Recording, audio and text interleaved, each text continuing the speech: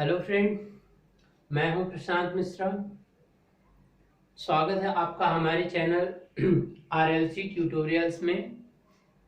Friends, machine की जो पिछली लेक्चर थी उसमें हमने अभी तक जो कवर कर चुके हैं वो थी आपकी डीसी जनरेटर की कैरेक्टरिस्टिक्स, और वो भी हमने केवल सेपरेटली एक्साइटेड डीसी जनरेटर और shunt excited generators DC generator के जो आपके कैरेक्टरिस्टिक्स थे, जो तीनों टाइप्स के कैरेक्टरिस्टिक्स या तो इंटरनल हो या तो external characteristics. Otherwise we will say that the third type of characteristics, that is known as your open circuit characteristics. So these all are already completed. Now in today class we are going to read these three type of characteristics for the series generator. Okay, so if we are talking about the series generator,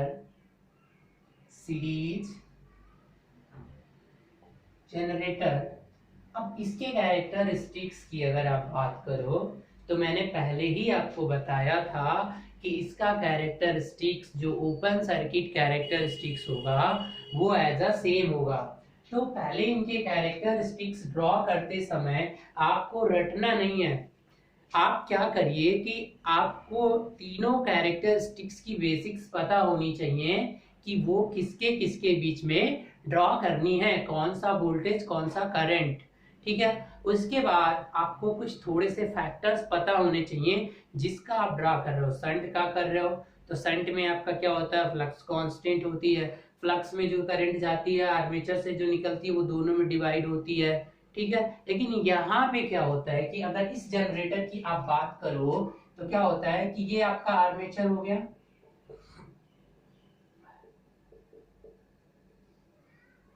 और ये जो series coil होती है ये यहीं पे series में होती है।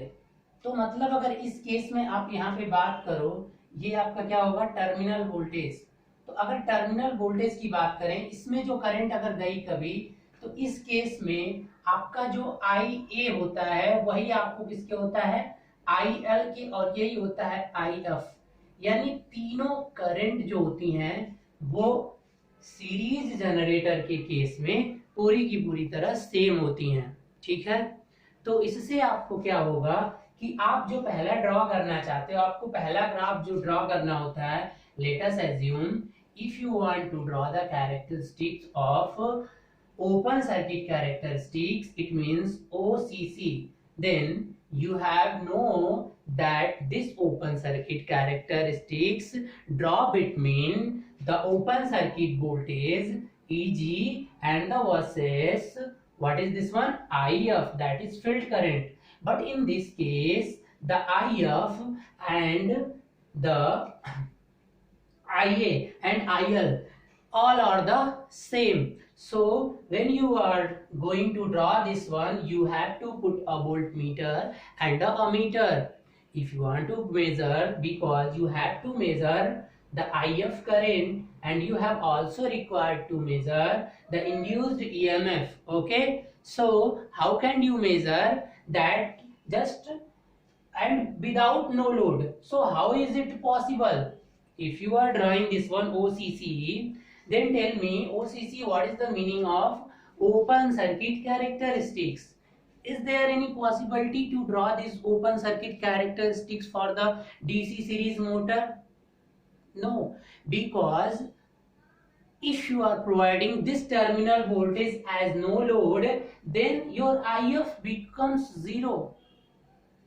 If you don't provide any load to the terminal of the series generator, then there is no any current flow through the field winding and there is no any MMF. If there is no any MMF, then is there possible to induce any EMF? No, not possible. So the OCC is not possible for the series generator.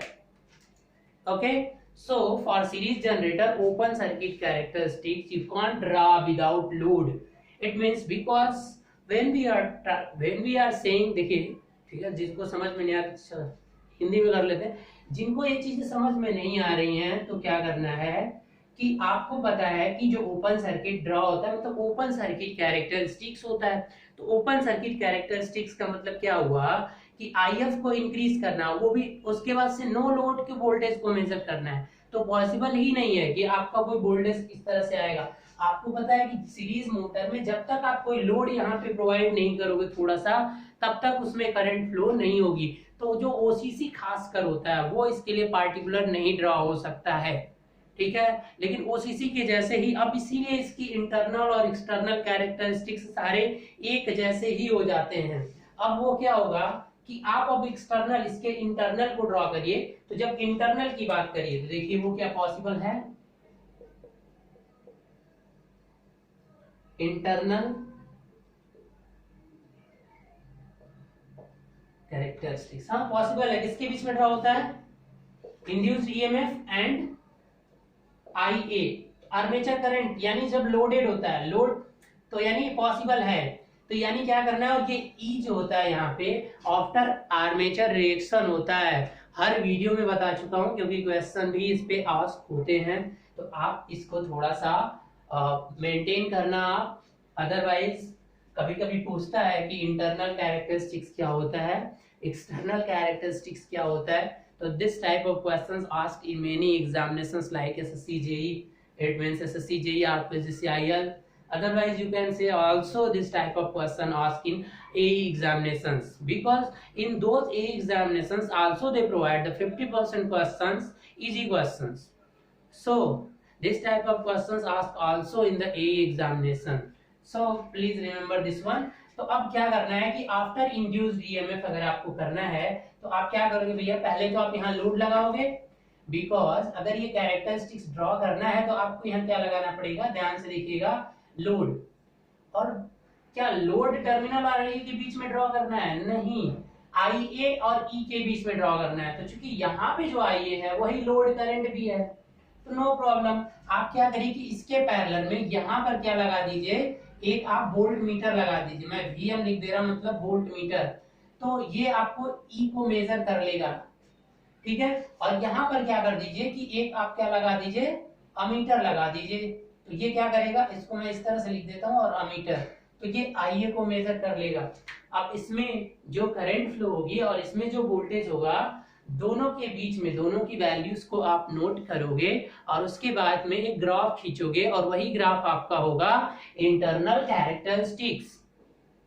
I think you can understand.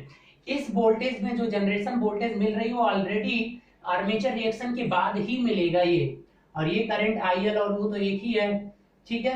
देखो ये वाला drop यहाँ पे IRSC drop ही होगा, तो वो इसमें नहीं मेजर हो रहा, उस वोल्टेज को नहीं मेजर कर रहा है ये, इसीलिए ये वाला जो ग्राफ होता है इसमें आपका IARA ड्रॉप एक्सक्लूडेड होता है, मतलब इंक्लूडेड नहीं होता है। कौन सा ड्रॉप, सीरीज वाला, मतलब IA और RSC, यहाँ पे भी तो कुछ ड्रॉप होगा, तो वो ड्रॉप इसमें नहीं है इस वोल्टेज में।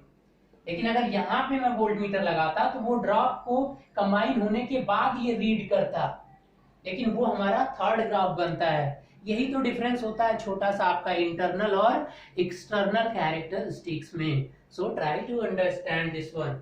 Now let us start to draw the characteristics. इसको क्या बनाना है आपको, IA, और इधर क्या बनाना है, induced EMF after armature reaction. तो आपका जब आर्मेचर करंट 0 होगी तो क्या इंड्यूस्ड EMF 0 होता है, नहीं, रेजिडुअल मैग्नेटिज्म का कॉन्सेप्ट यहाँ भी होता है। There are some residual magnetism always available here, because this is a type of self excited generator, and when you want to make a self excited generator you have to must maintain the the residual magnetism. So your graph will start from here, initial value, and as your IA start to increasing, it means you start to increasing your load. अब जैसे जैसे आप load increase करोगे आपकी armature current वैसे increase करेगी, क्योंकि armature current और लोड करंट सीरीज के केस में सेम है। तो इसीलिए अब क्या होगा कि जैसे जैसे वो बढ़ेगा, तो एक बात बताइए कि इंड्यूस्ड EMF बढ़ेगा क्यों? क्योंकि इंड्यूस्ड ईएमएफ जो होता है आपका वो प्रोपोर्शनल टू होता है फाई ओमेगा। आप ओमेगा को तो कांस्टेंट कर रखे हो, यानी यहाँ पे जो प्राइम मूवर लगा था, ये जो ईजी यहाँ पे जनरेट होगा वो उसको एक स्पीड से आप घुमाते भी तो वो जो घुमाने की स्पीड है वो तो मैंने कांस्टेंट कर दिया, मैं नहीं बदल रहा हूं, क्योंकि एक साथ दो पैरामीटर को बदलकर आप नहीं चेक कर सकते हो किसी मशीन में, ठीक है, वो कॉम्प्लेक्स होगा वो स्टडी, इसीलिए एक एक को बारी बारी से अध्ययन किया जाता है। अब क्या करना है कि अगर ये ओमेगा तो कांस्टेंट है तो ई प्रोपोर्शनल टू फाई, तो आईए को बढ़ाऊंगा तो आईए के साथ साथ आईएफ भी तो बढ़ रहा है, क्योंकि वही करंट इसमें भी जा रही है, तो अगर वही करंट इसमें जा रही है तो फ्लक्स भी तो बढ़ेगा, और फ्लक्स बढ़ेगा तो इसका मतलब क्या है कि इंड्यूस्ड ईएमएफ भी तो बढ़ेगा ऑब्वियसली। तो यानी क्या होगा कि जिस तरीके से आपने ओसीसी पाया था, अब देखिए मैं इसको इस वाले से बना देता हूं ब्लू से, कुछ ऐसे जाएगा और इस तरह का कैरेक्टरिस्टिक्स मिलेगा। बात आई समझ में? ये एक्चुअल में तो ऐसे जाना चाहिए था, लेकिन क्या होगा कि कुछ ड्रॉप मिलेगा और उस ड्रॉप की वजह से थोड़ा सा क्या होगा, ये नीचे होगा, ओरिजिनल वाला ये आएगा। और ये ड्रॉप क्यों आ रहा है? Due to armature reaction.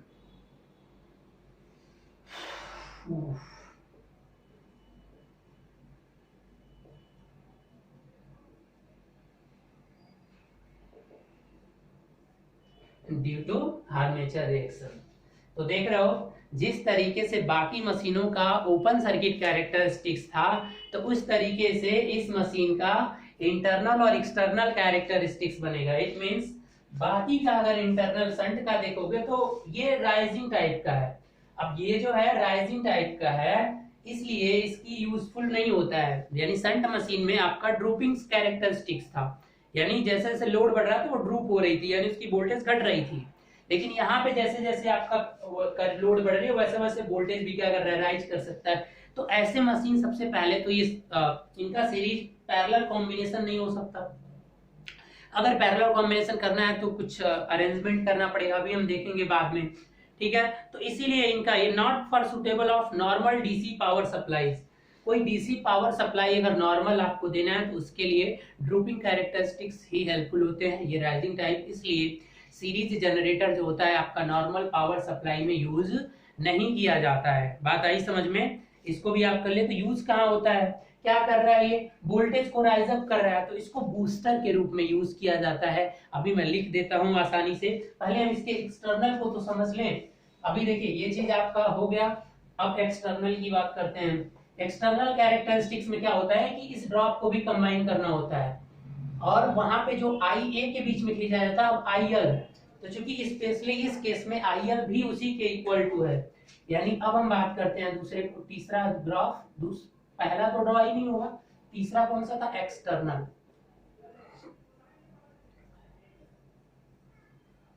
चलिए समझ जाएंगे किसके बीच में ड्रॉ होता है बेटा, external, terminal voltage versus load current, ये बस याद होना चाहिए। तो अब आप वोल्ट मीटर अमीटर कहां पे लगाओगे, देखो अमीटर तो ठीक है क्योंकि जो IL है और वही IA भी है in the case of series generator, no problem. But अब वोल्ट मीटर को यहाँ नहीं लगाना है, क्योंकि अब आपको टर्मिनल वोल्टेज मेजर करना है, तो अब आप किसके अक्रॉस लगाएंगे, यहाँ पे एक वोल्ट मीटर लगाएंगे, ठीक है। तो अब ये इसके अक्रॉस, क्योंकि अब देखो अब ये जो मेजर करेगा वोल्टेज, तो ये वाला वोल्टेज और ये दोनों तो मेजर होंगे ना, इट मींस यहाँ पे आर्मेचर रिएक्शन भी और यहाँ पे आपका आईए ड्रॉप, यानी वो भी कंबाइंड है। इट मींस अगर पूरा का पूरा बनाना चाहो, इसका अगर ग्राफ बनाना चाहें तो आपको क्या करना पड़ेगा, अब इसको आईएल लिखो, गलती से आईए लिख दिया तब भी सही है, लेकिन आईएल ही लिखना है आपको। इस केस में आईएल आईए बराबर है, हर केस में नहीं होते हैं। यहाँ पे V देखो स्टार्टिंग पॉइंट यहाँ से होगा ड्यू टू रेजिडुअल मैग्नेटिज्म, और ये तो एक्चुअल में उसको क्या होना चाहिए था, एक्चुअल में उसको कुछ इस तरह से जाना चाहिए था, लेकिन ड्यू टू आर्मेचर रिएक्शन कुछ कम होगा, फिर ड्यू टू आईए आरए और भी कम हो जाएगा, समझ रहे हैं।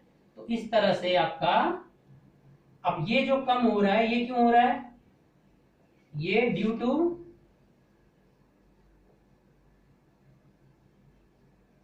आर्मेचर रिएक्शन, और ये जो कम होगा ड्यू टू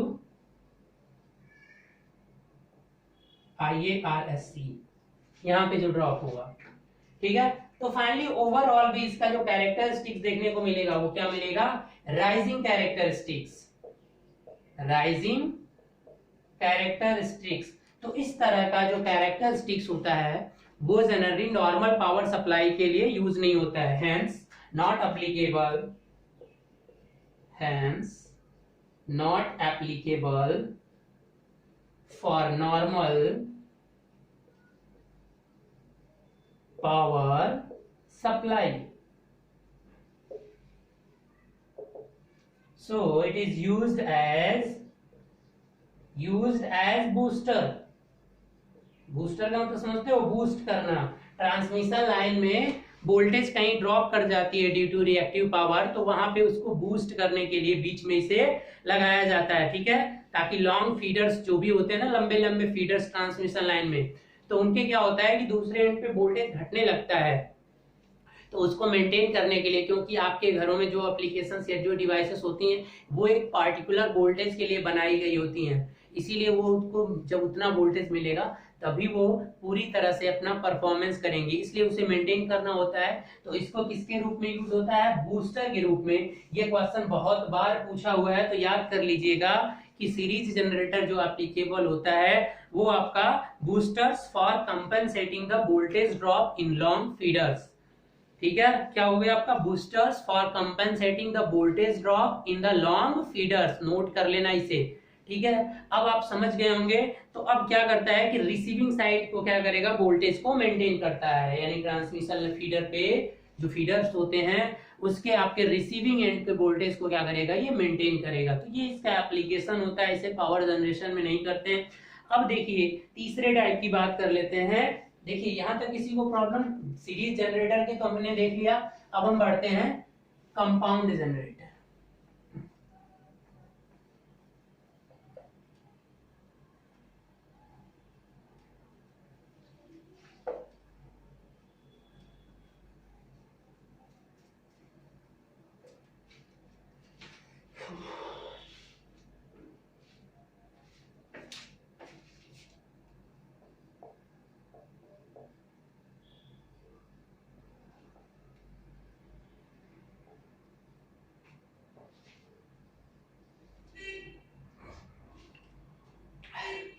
देख कंपाउंड जनरेटर के कैरेक्टरिस्टिक्स अब आपको समझ में आ गया होगा कि किस तरीके से कैरेक्टरिस्टिक्स ड्रॉ हो रहे हैं।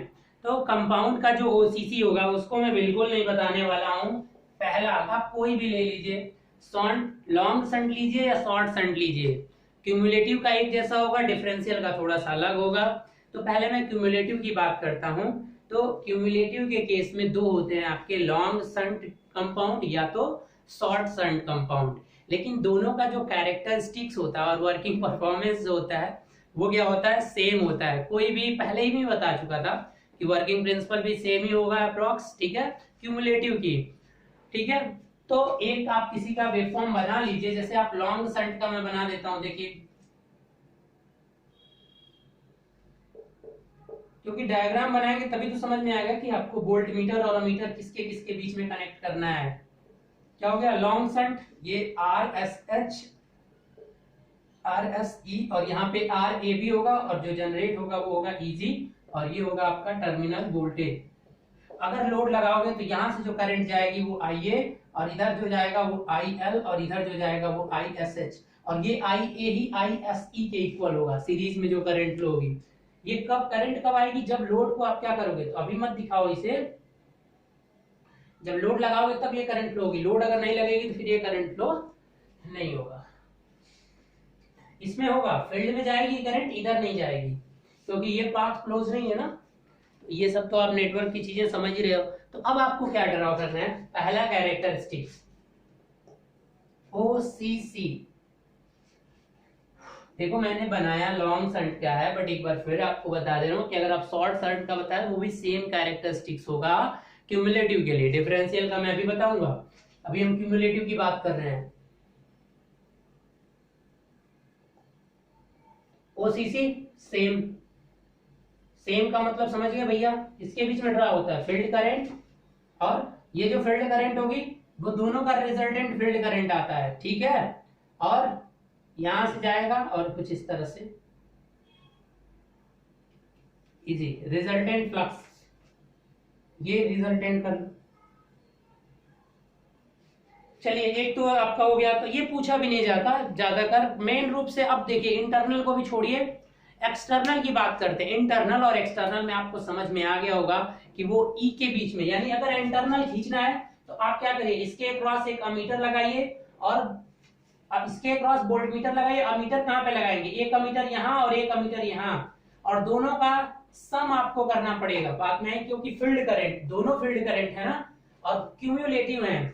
तो इसका इंटरनल खींचने के लिए आपको क्या करना पड़ेगा, देखिए मैं बता दे रहा हूं, एक अमीटर यहाँ पे लगाना पड़ेगा, एक अमीटर यहाँ लगाना पड़ेगा, ये A1 ये A2, और यहाँ पे एक वोल्ट मीटर लगाना पड़ेगा जब आप इंटरनल ड्रॉ करोगे। और इन दोनों में मान लो जो करंट यहाँ पहुंची, जो करंट, उन दोनों को जोड़ के लिखोगे यहाँ पे।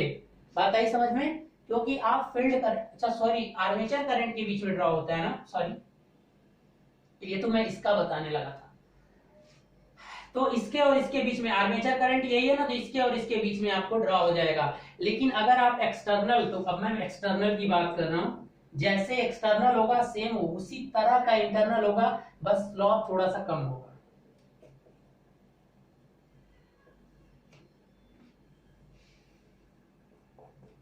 आई एल और किसके बीच में खींचा जाता है, टर्मिनल वोल्टेज। तो अब यहाँ पे वोल्ट मीटर नहीं लगाओगे, कहां पे लगाओगे, यहाँ पे तो पहले लोड लगाओगे और इसी के पैरेलल में क्या लगा दोगे, एक वोल्ट मीटर लगा दोगे। बात आई समझ में। अब अमीटर कहाँ लगाओगे, लोड करंट चाहिए ना, तो अमीटर यहाँ नहीं लगेगा, कहाँ लगेगा, यहाँ पे लगेगा। बात आई समझ में। अमीटर और दोनों मान ले रहा हूं आइडियल है, ये अज्यूम कर लिया जाता है।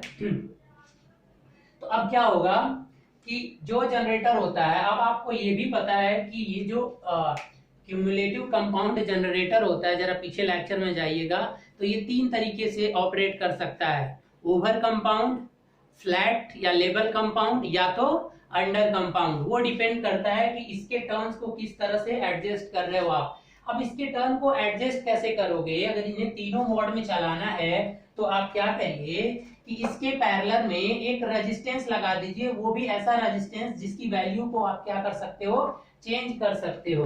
तो जैसे जैसे उसकी वैल्यू को चेंज करोगे तो वो ओवर कंपाउंड, अंडर कंपाउंड और मतलब लेवल कंपाउंड तीनों पे ऑपरेट कर सकते हो। यहाँ पे एक डाइवर्टर लगाकर, इसे क्या बोलते हैं, diverter. By using a diverter resistance you can operate a compound generator as a over compound generator, level compound generator, otherwise under compound generator. And what is this type of generator? Please refer to my previous lecture. Okay, so how can you draw the characteristics? Let us assume if the load current is 0, so there is a induced EMF due to, because OCC एक E not होगा। तो यहाँ पे जब E not है तो अब जैसे जैसे क्या होगा कि अगर ओवर कंपाउंड है, अगर ओवर कंपाउंड पे आपने इसको एडजस्ट कर रखा है, तो इसका कैरेक्टरिस्टिक्स क्या होगा कि इसके ऊपर ही हमेशा रहेगा। क्या होगा, इसके ऊपर ही रहेगा, मतलब कुछ इस तरीके से आएगा और ऐसे रहेगा, समझ रहे हो, कुछ इस तरह का कैरेक्टरिस्टिक्स आएगा। बात आ रही समझ में। लेकिन अगर लेवल कंपाउंड हुआ तब क्या होगा, तो लेवल कंपाउंड का क्या है कि अगर मान लो लोड, ये आपका रेटेड लोड है, RATED, रेटेड करंट मान लो ये है, तो कुछ रेटेड करंट पे यहां तक इस तरह से होगा, और अगर लेवल है तो इस तरह से कुछ यहाँ पे जस्ट कट करेगा, यानी जस्ट, ठीक है। अब अगर अंडर कंपाउंड है तो कुछ इस तरह से होगा। बात आई समझ में। तो ये आपके क्या हो गया कि तीनों। अब संट का क्या होता है, संट का इससे भी नीचे होता है, ये आपका किसके लिए है, ओवर कंपाउंड, ये है आपका फ्लैट कंपाउंड, फ्लैट या लेवल, और ये क्या है, अंडर। और एक बात यहाँ पे और बता दूं, कभी कभी कंपैरिजन पूछता है तो संट हमेशा इसके नीचे होता है, क्योंकि इतना नीचे होता नहीं, बाय चांस इसको मैंने ज्यादा नीचे ले लिया तो इसको थोड़ा सा ऊपर कर लो, इतना ड्रॉप नहीं होता है, ठीक है। अब ये हो गया आपका संट। मतलब क्या है कि जैसे जैसे करंट बढ़ेगी, लोड करंट, ये रेटेड है, ठीक है, तो रेटेड पे ही चलाना है। रेटेड के बाद हो सके तो ब्रेक पॉइंट भी हो सकता है, तो इसका स्लॉप ज्यादा होगा। मतलब जैसे जैसे करंट बढ़ेगी, अगर संट है तो बहुत तेजी से वोल्टेज घटता जाएगा। बात आ रही समझ में? ये शंट के लिए है। शंट है तो बहुत तेजी से वोल्टेज घटेगा जैसे जैसे आप लोड करंट बढ़ाओगे। लेकिन अगर आप अंडर या फ्लैट या ओवर कंपाउंड यूज कर रहे हो यानी कंपाउंड जनरेटर, तो जैसे जैसे लोड बढ़ेगा तो जो ड्रॉप होगा वो कम होगा, और इसलिए इजी आपका जो नो लोड पे होगा उससे कम घटता जाएगा। तो इसीलिए अब इससे भी नीचे डिफरेंशियल का होगा, अब उसे देख लेते हैं। तो डिफरेंशियल का जो दूसरा वाला ओसीसी अगर ड्रॉ करना है तो आपको पहले सीरीज को शॉर्ट करना पड़ेगा, नहीं तो इंड्यूस्ड ईएमएफ नहीं बन पाएगा। तो इसलिए उसे जरूर ध्यान दीजिएगा, इसको सॉर्ट कर लीजिएगा ओसीसी बनाते समय अगर डिफरेंशियल वाला यूज कर रहे हैं। ठीक है,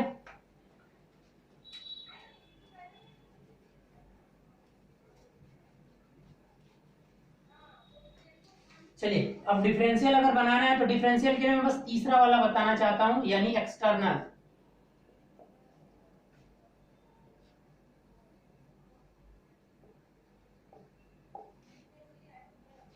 डिफरेंशियल कंपाउंड